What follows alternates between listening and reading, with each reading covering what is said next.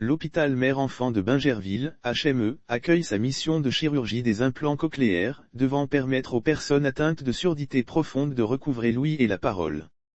Conduite par le professeur Topsak Alveda, chirurgien ORL à Bruxelles, Belgique, cette mission dont le lancement a eu lieu ce lundi 6 décembre 2021 va porter le nombre d'enfants pris en charge depuis 2019 à 31 à l'hôpital Mère-Enfant de Bingerville.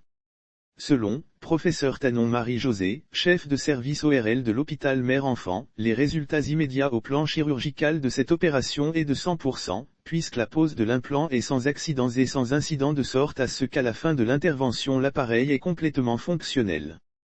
Concernant le résultat fonctionnel, c'est-à-dire le développement du langage qui est le but de cette chirurgie chez les enfants, il peut s'évaluer au minimum 9 à 12 mois après la pose de l'implant.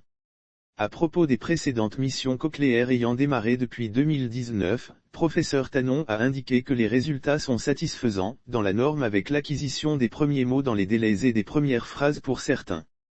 Toutefois, précise-t-elle, certaines surdités sont génétiques, c'est-à-dire transmises par les gènes. Pour ces cas, la seule prévention c'est d'éviter les mariages consanguins qui multiplient le risque d'avoir la surdité chez le nouveau-né. En Afrique et particulièrement en Côte d'Ivoire, les causes de surdité de l'enfant sont dominées par les cas d'infection chez la mère au cours de la grossesse, a-t-elle révélé. C'est la raison pour laquelle il faut suivre toutes les étapes de la grossesse, notamment le bilan prénatal demandé et accoucher dans de bonnes conditions. Les accouchements à domicile favorisent les infections du nouveau-né. Après, il faut faire tous les vaccins de l'enfant, notamment la méningite qui est la première cause de surdité chez l'enfant, a-t-elle recommandé. L'implant cochléaire est un appareil ultra miniaturisé qui permet d'aider les personnes souffrant d'une perte d'audition très importante dans le but de restaurer leur audition à partir d'une intervention chirurgicale.